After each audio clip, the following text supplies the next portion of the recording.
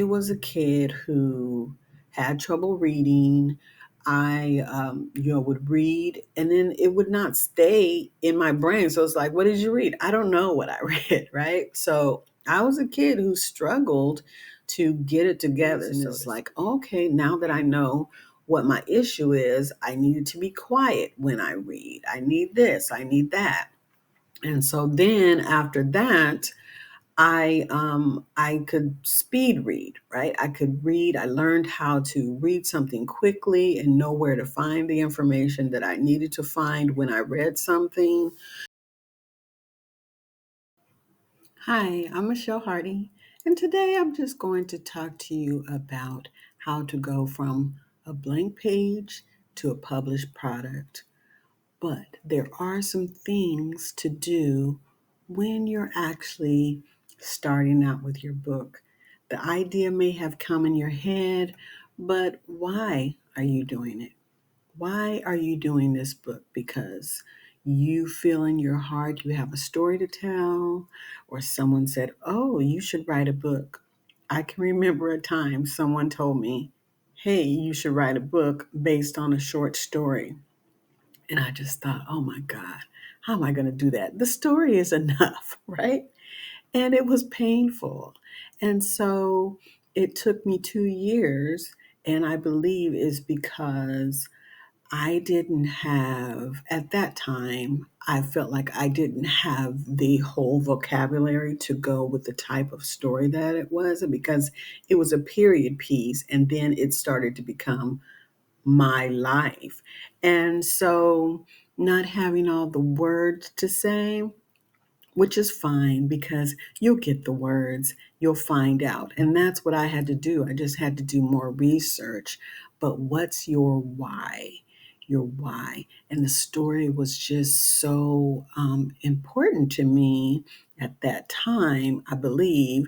And it wouldn't seem like it because it took me 2 years, but I wanted to get it right.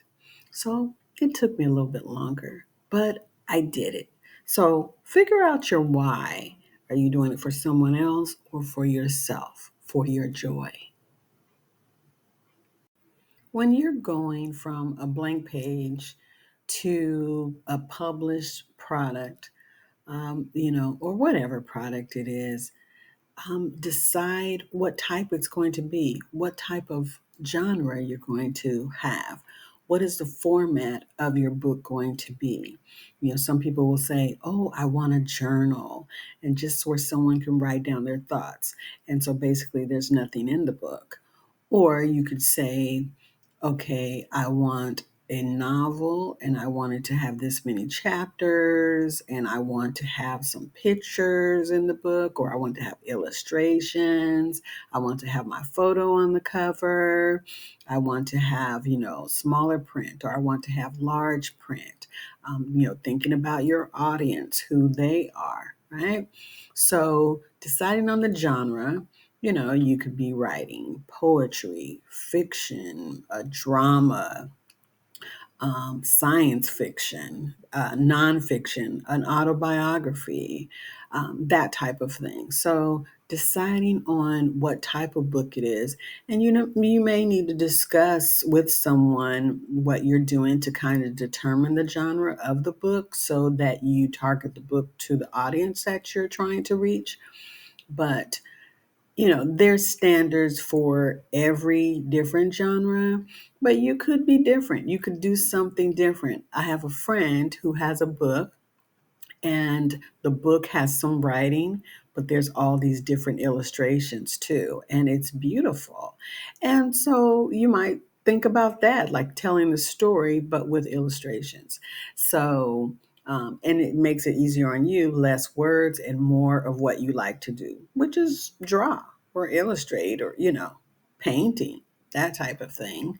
So think about these things: the genre, the format. There's so much that goes into it, but there's always help. When you're deciding to publish and you have nothing, right? But you want to have a finished product, you are going to do an outline. Now, this doesn't have to be elaborate. Some people don't know how to do an outline. And so basically, You can keep it simple. You don't have to do the Roman numerals or all that. You can just say, okay, I'm going to do A through J, if you just want to do it like that, right? Or you can have Roman numeral 1 through 10. Under each Roman numeral, under each letter, that is going to be a title for a chapter. So you're going to have your subject, then you're going to have a title for a chapter, and that's all you're going to talk about in that chapter. The next line, B. What are you going to talk about in that chapter? You're going to have a title. Then, under each letter and under each title, you are going to jot down maybe 1 through 5 of things that you're going to talk about. There may be more, there may be less. So, you're only going to find out once you write it down. Sometimes you might have to do research for a particular topic, right? So, if I've got, Roman numeral 1 through 10, and then I've got 1, 2, 3, 4, 5. Okay, within those different subtopics, do I need to go and look up things? Do I need to maybe elaborate more, go more into detail for those little minute things that help the story come together?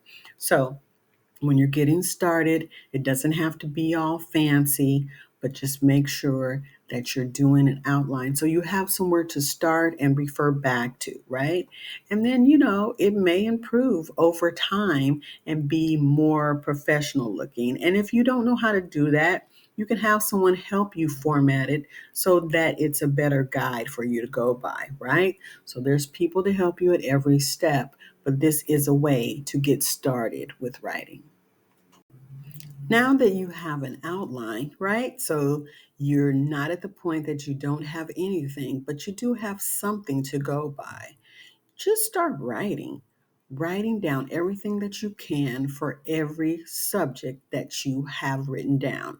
And then just go through your outline and just get all of the words out. Just everything that you could possibly think about, and just write. Don't worry about, oh, I need to erase that or edit that or make that sound better.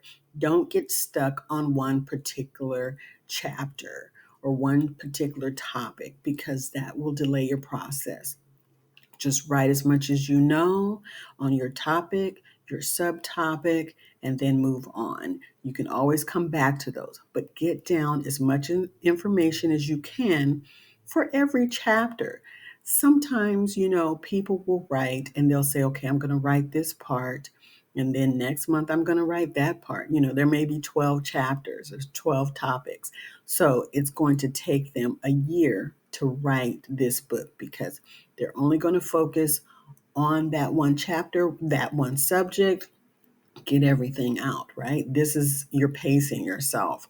So don't worry about editing it. You're just getting the information down on paper. Now that you don't have nothing, you have something, you have an outline, and then you've written everything, or at least as much as you can possible. You've exhausted everything, all of the information, all of your research, any little extra thing that you needed to gather for this book to be a book, you've done it. Now, let it sit for a period of time, because what happens is when we come back to it, we will find that we need to add things, we need to take out things. I had a book where I put information in there that had nothing to do with the subject matter. And so when my editor read it, she's like, okay, this doesn't make sense. This doesn't go with what you're talking about. I'm like, well, take it out. We don't want any of that. So you'll find that, I want to put this part in, but it just doesn't flow. It doesn't go with it. Or maybe it needs to be in another part of the book, right? You're thinking, oh, this happened this time period, but it really happened later in life, right? When you recall the information, and when you do your research, you talk to someone, they'll say, oh, that happened back in 1979. And then, you'll be like, oh, I thought that happened back in 60, whatever, right? So you're getting clarity on things, right? So this is where your research comes in, and you're going and you're finding out information Maybe there's dates, time periods, the way the story actually happened or what have you. So let it sit and then just have a moment to rest and relax.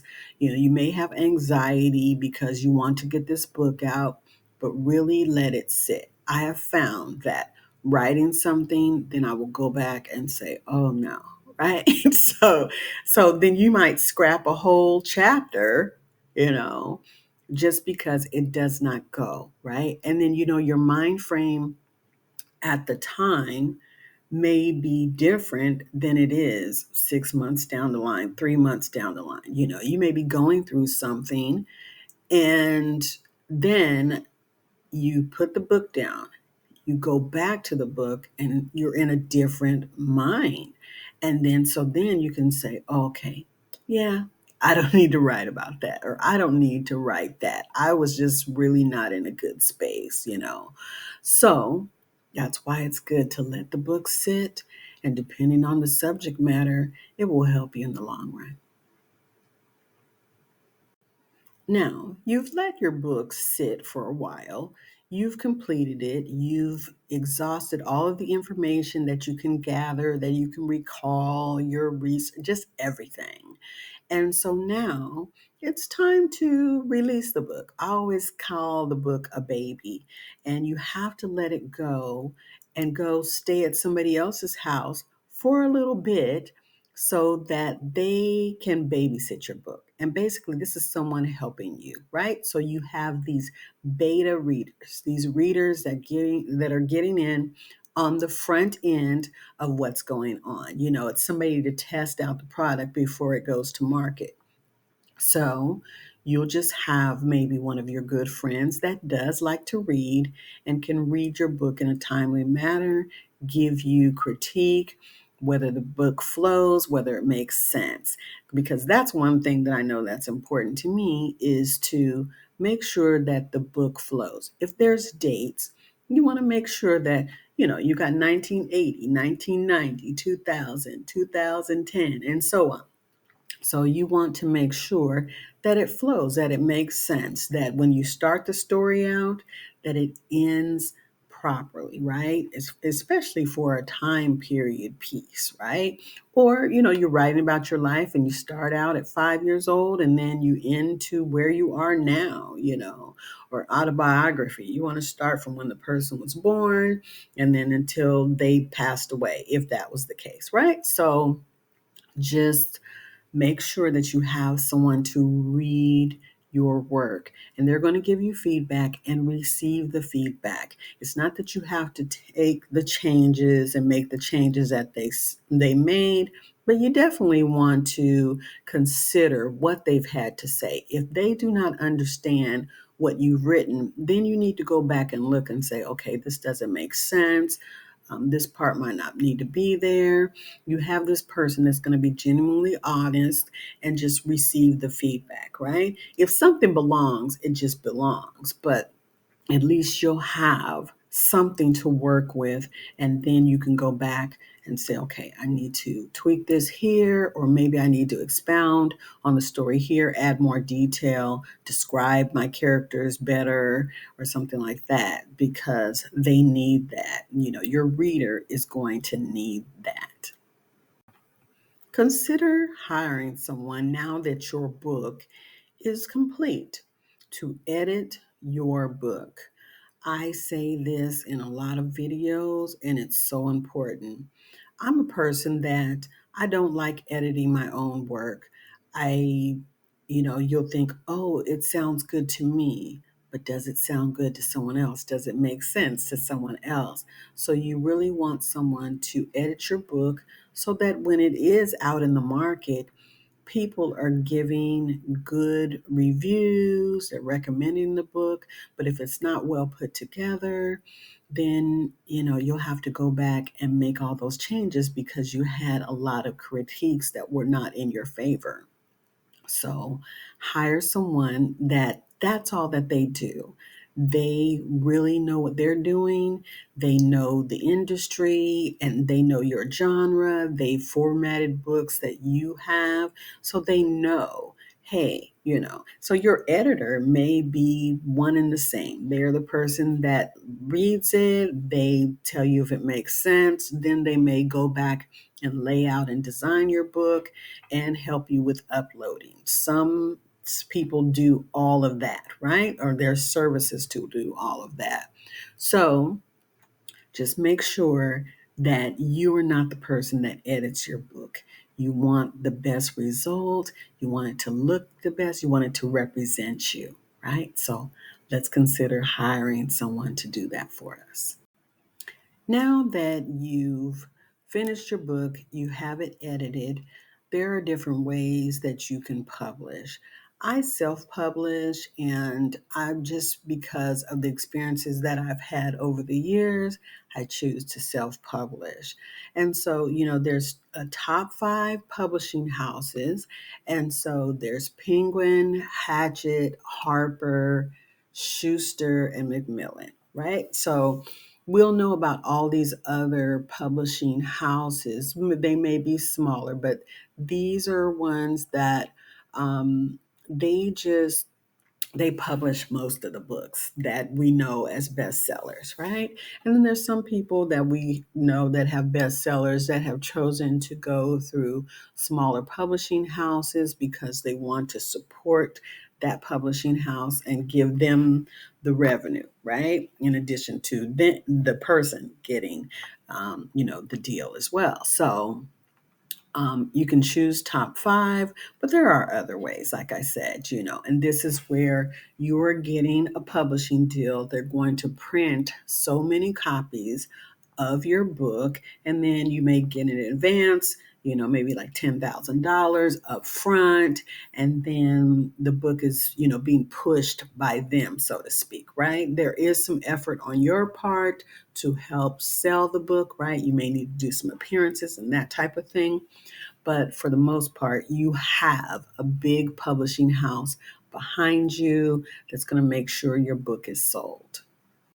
Now, when you're actually self-publishing, you've went from nothing to now you want to publish your own book. You want to be in control of everything from writing the book, making the changes, editing, the layout, the design, all of that. You are in control of it all. You determine how many copies get printed initially, your author copies, and you kind of guide the book. Where you say it's going to go is where it's going to go, right? There's more of the heavy lifting on your end, a lot of thinking. And so you can really have someone help you with this, but you are basically publishing it yourself. So you are the publisher, right? And then you're printing the book as you see fit, right? So a lot of people do this and they go through publishing platforms online, I mean, we all know about Amazon and Ingram Spark, but there are other places that will print your book. You can go through smaller publishing houses, as I mentioned in previous videos, that will publish your book, and then you get so many author copies. The bigger platforms, obviously, they are able to publish your book at a lesser amount, just so many dollars per copy for your author copies for you to have. And you can sell yourself as you host events or as you go places. So, the bigger the publishing platform, the less it's going to cost you, but they might take a bigger cut on if they sell your book, right? So we've seen that here recently in the last few years. Um, I like to go through Ingram Spark only because your book is nationally seen. And then other companies that are publishing books or they're selling books, they can offer your book through their platform, but they're getting the book through Ingram Spark. So Ingram Spark is just a way for you to be seen by more people and your book to be purchased by more people than just say if you went to Amazon or something like that, right? So just think outside of the box and say, how can I be seen globally, right? And then, more eyes on your book, the more people will purchase it. Some people may choose to use a publishing house. They're fortunate enough to get a deal, but then they've also self published. So maybe they started out self publishing and then someone found out how great their book was, and then now it's in the top five publishing house. It's one of the big houses. And so, they were churning away, selling their own book, but then it turned out, or the person, they wrote a book and, maybe they all of a sudden became famous. And then it's just like, oh, okay, well, let's check out their book. Let's see what they have to say. So, that can be, it's a hybrid situation, it's like, like a car, it's electric, but then I use gas too, that kind of thing. So, this is an option. And, I don't say that it's a bad idea. Like I said, I just choose self-publishing only based on my life experiences. So I'm sharing what I know based on what I know. The last thing that I want to talk to you about with publishing, from a blank page to getting fully published, whether you use a traditional publishing house or you self publish. Just keep in mind that you are as good as anybody else. Your story is great, and always leave the negative talk to others. Don't talk to yourself negatively, right? Your book is just going to be as good, basically, as much effort as you put into it, right? But don't let imposter syndrome come in. And I know it's hard for you to even say, or me to say, don't let that come in, because sometimes it comes in and you don't even realize that you've got imposter syndrome going on because it's been going on in your entire life. But just know that you can do it. I was a kid who had trouble reading. I, would read and then it would not stay in my brain. So it's like, what did you read? I don't know what I read, right? So I was a kid who struggled to get it together, so to speak. I could not remember everything. And so then as I got older, then there was these strategies and it's like, okay, now that I know what my issue is, I needed to be quiet when I read. I need this, I need that. And so then after that, I could speed read, right? I could read. I learned how to read something quickly and know where to find the information that I needed to find when I read something. So even though I had all those issues, and I'm telling you, I was basically a C student, but over the years, I've been doing this for like over 40 years now. I have just mastered for myself what it takes to be an author. And, so I just try to help everybody else. So don't think that you don't have what it takes to be an author. You're just as good as anybody else, right? So always do a lot of positive self talk, and this will help you. I'm an author. I'm writing my book. My book is finished. I made sales, and then next, you'll be a speaker and you've spoke on different platforms and on stages. And, I have a multi-platinum deal, or whatever, basically multi-platinum. I mean, like albums, you sold so many books, it's like albums, right? So, yeah. I just love that I have this opportunity to share with you about how you can go from zero to publishing your book. And I hope this helps you. And I appreciate you watching.